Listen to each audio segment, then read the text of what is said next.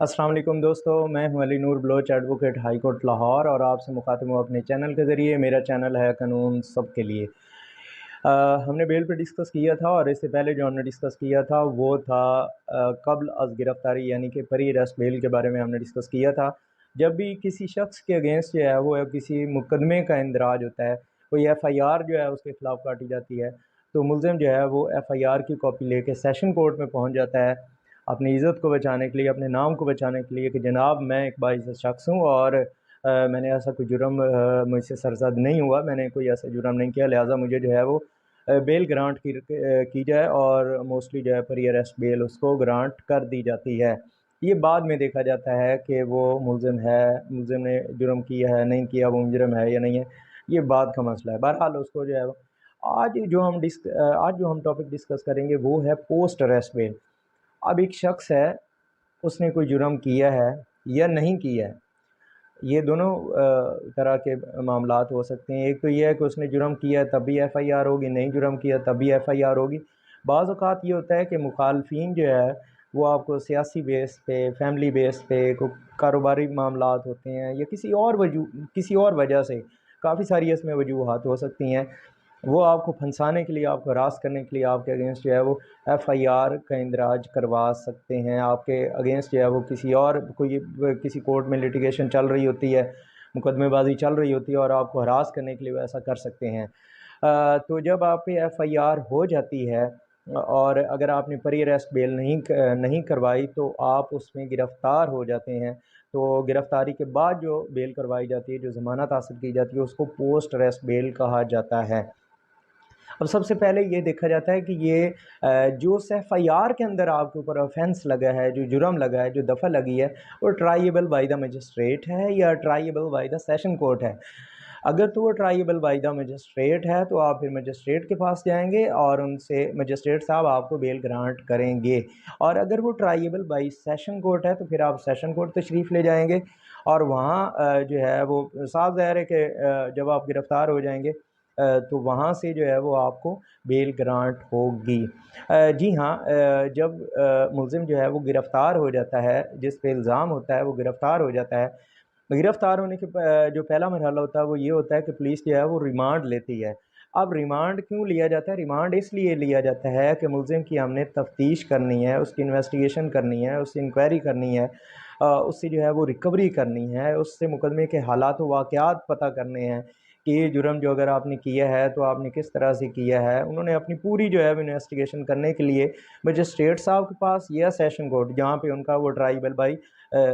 Concern جو ہے وہ کورٹ ہوگا فرسٹ انسٹانس، تو وہاں پہ وہ آئیں گے پولیس والے ملزم کو لے کر، اور وہاں سے وہ ریمانڈ کی استدعا کریں گے، اور ان کو ریمانڈ ملتا رہتا ہے۔ لیکن جب عدالت یہ سمجھتی ہے کہ اب مزید جو ہے ریمانڈ کی ضرورت نہیں ہے، تو وہ اس کو جوڈیشل لاک اپ میں جو ہے وہ بھیج دیتی ہے، یعنی کہ کسی جیل میں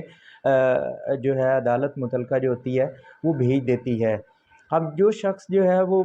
جو ملزم ہوتا ہے وہ جوڈیشل لاک اپ میں یعنی کہ جیل میں چلا جاتا ہے، تو اس کی جو ہے وہ ضمانت آپ دائر کر سکتے ہیں۔ سب سے پہلے تو یہ دیکھا جاتا ہے کہ اس مقدمے کی وجوہات کیا تھیں۔ صاف ظاہر ہے کہ بندہ جو ہے وہ اگر بے گناہ ہے اور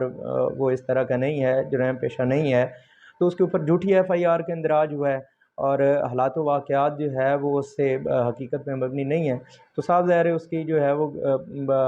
بعد میں جب انویسٹیگیشن ہونی ہے، یہ جب عدالت نے دیکھنا ہے، تو بیل تو اس کو گرانٹ ہو ہی جانی ہے۔ بہرحال اگر بیلیبل آفینسز ہوں تو اس پہ جو ہے وہ ریمانڈ پیپر پہ جج صاحب جو ہے وہ لکھ کے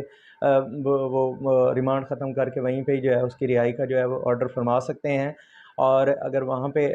لیکن اگر وہ نان بیلیبل ہے، آفینس ہے، تو وہ لاک اپ میں جائے گا، جوڈیشل لاک اپ میں، جیل میں چلا جائے گا۔ جیل میں جانے کے بعد جو ہے اس کی جو ہے وہ بیل آپ دائر کر سکتے ہیں۔ اب آپ نے دیکھنا ہوگا کہ وہ ٹرائیبل بائی دا مجسٹریٹ ہے یا ٹرائیبل بائی دا سیشن کورٹ ہے۔ تو وہاں پہ جب آپ آئیں گے اور آپ عدالت میں اس کا بتائیں گے کہ جناب وہ جو ہے وہ ایک شریف انسان ہے، پڑھا لکھا شخص ہے، اب فار ایگزامپل اس پہ جو ہے وہ 381A یعنی کہ کسی گاڑی چوری کا یا اس طرح کا لگا ہے، اب وہ سرکاری ملازم بھی ہے، تو حالات و واقعات دیکھے جاتے ہیں کہ ایک سرکاری ملازم، اس کو کیا ضرورت پڑی ہے کہ وہ کوئی گاڑی چوری کرے گا یا موٹر سائیکل چوری کرے گا، یا اگر جو ہے ایک پڑھا لکھا شخص ہے تو وہ گنڈوں سے لڑ پڑا ہے، وہ کہیں پہ مطلب جو ہے وہ گلی میں جاتے ہوئے کسی سے لڑ پڑا ہے، تو حالات و واقعات دیکھے جاتے ہیں کیا ہے کہ یہ بندہ کر بھی سکتا ہے یا نہیں کر سکتا۔ بہرحال اس کے بعد جو ہے جب جوڈیشل لاء میں ہوتا ہے تو وہاں پہ جو ہے وہ اس کی بیل جو ہے وہ دائر کی جاتی ہے، اور جو درخواست ضمانت دی جاتی ہے اس میں کہا جاتا ہے کہ جناب یہ شخص جو ہے یہ عدم ریکارڈ یافتہ ہے، اس کا کوئی ریکارڈ نہیں ہے، اس سے پہلے کسی یہ ایف آئی آر میں نامزد کبھی نہیں ہوا، اس کو جو ہے اس مقدمے میں پھنسایا جا رہا ہے، اور ملزم جو ہے وہ مناسب جو ہے وہ جیسے عدالت بہتر سمجھے جتنا حکم کرے گی اس کے عوض جو ہے وہ چھوٹی دینے کے لیے تیار ہے، ضمانت دینے کے لیے تیار ہے، تو لہٰذا جو ہے وہ اس کی بیل جو ہے وہ منظور کی جائے۔ اب اس میں یہ دیکھا جاتا ہے کہ بعض اوقات کچھ اوفینسز ایسے ہوتے ہیں جیسے کہ میں نے آپ کو پہلے بھی بتایا، بیلیبل ہوتے ہیں، نان بیلیبل ہوتے ہیں، وہ اپنی اپنی نیچر کے حساب سے ان کی پھر آگے سزائیں بھی ہوتی ہیں۔ اب اگر کوئی شخص اس پہ جو پروہیبٹری کلاز میں جو ہے کوئی جرم فعال کرتا ہے لیکن اس کا جو ٹرائل ہے وہ 2 سال تک کمپلیٹ نہیں ہوتا، لیکن بشرط یہ ہے، اس میں شرط یہ ہے کہ ملزم کی طرف سے کوئی ڈیلے نہ کیا گیا ہو، تو اس کو جو ہے وہ اپنے بیل کے رائٹ کے لیے درخواست دے سکتا ہے کہ جناب 2 سال میں میرا جو ہے وہ جو ٹرائل ہے وہ کمپلیٹ نہیں ہوا ہے، اس میں میرا کیا قصور ہے، تو وہ بالکل اس بیس پہ کر سکتا ہے۔ اور اسی طرح سے اگر کوئی خاتون ہے تو 1 سال پہ، اور اگر وہ 10 سال سے نیچے پنشمنٹ جو ہے اس کی سزا جو ہے وہ 10 سال سے نیچے ہے، تو وہ 1 سال کے بعد جو ہے اگر اس کا ٹرائل جو ہے وہ کمپلیٹ نہیں ہوتا تو وہ عدالت میں آ کے کہہ سکتا ہے کہ جناب میری بیل جو ہے وہ منظور کی جائے، میرا کیا قصور ہے کہ میں بے قصور جو ہے وہ اندر پڑا ہوں، میں بے گناہ ہوں، اور 1 سال ہو چکا ہے، میرے اینڈ پہ کسی قسم کی کوئی غلطی نہیں ہے، کوئی کوتاہی نہیں ہے، میں نے کوئی ڈیلے نہیں کیا، تو برائے مہربانی جو ہے وہ مجھے بیل گرانٹ کی جائے۔ اسی طرح سے ایک خاتون ہے، اس کے ساتھ جو ہے وہ ایک بیبی، سکلنگ بیبی ہے، دودھ پیتا جو ہے وہ بچہ ہے یا وہ حاملہ ہے، تو اس کو بھی بیل جو ہے وہ اس کا رائٹ کنسیڈر کر کے اس کو جو ہے وہ میٹر آف رائٹ کنسیڈر کر کے اس کو بیل گرانٹ کی جائے گی۔ اسی طرح سے اگر کوئی جیون آئل ہے یعنی کہ 16 ایئر سے کم ہے تو اس کو بھی بیل گرانٹ کی جائے گی، جو 10 سال سے کم جو ہے وہ اس کے جرائم کی سزا ہے۔ اسی طرح سے جو ہے وہ سکھ پرسن ہے، کوئی جو ہے وہ بیمار بندہ ہے، اس کو جو ہے وہ بیل گرانٹ کی جائے گی، کوئی بوڑھا بندہ ہے اس کو بھی اسی طرح سے۔ تو جو یہ بعد از گرفتاری بیل ہے، اس میں یہ دیکھا جاتا ہے کہ حالات و واقعات کیا ہیں۔ سب سے بڑی جو بات ہے اس میں جب آپ کورٹ میں جاتے ہیں اور آپ وہاں پہ کوئی ریکوری نہیں ہوتی، کوئی اس طرح کا معاملہ نہیں ہوتا، تو آپ عدالت کو بتا سکتے ہیں کہ جناب یہ 497(2) کے تحت جو ہے یہ فردر انکوائری کا کیس ہے، ابھی تک جو ہے وہ کچھ برآمد نہیں ہوا، مزید کچھ اس طرح کی کوئی جو ہے وہ ریکوری کوئی پینڈنگ نہیں ہے، اگر ریکوری ہوئی بھی ہے تو وہ جھوٹی اور فرضی ہے، تو اس طرح کی التجا کریں گے، اور ہوپس ہو کے ملزم جو ہے وہ وہاں پہ مچلکے دینے کے لیے ریڈی ہے، کوئی ایسی کوئی بات نہیں ہے اور قانون کا پابند ہے، تو جب بھی وہ شورٹی جو ہے وہ جو اپنے مچلکہ جات جمع کروائے گا تو وہ عدالت کا پابند ہوتا ہے کہ وہ جب بھی عدالت اس کو بلائے گی تو وہ ملزم کو عدالت میں لے کے آئے گا۔ اور دوسرا یہ ہے بیل کا بیسک کنسیپٹ تو یہی ہے کہ جو ہے وہ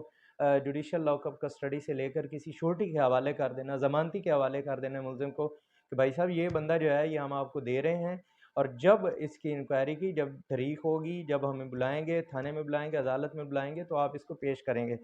بہرحال میں امید کرتا ہوں کہ آپ کو پوسٹ اریسٹ بیل یعنی کہ بعد از گرفتاری جو ضمانت ہے اس کی سمجھ آ گئی ہوگی۔ مزید اگر آپ کو مجھ سے کویسچن کرنا چاہتے ہیں تو نیچے میرا نمبر دیا گیا ہے، آپ مجھ سے رابطہ کر سکتے ہیں۔ مجھے دعاؤں میں یاد رکھیے گا۔ والسلام۔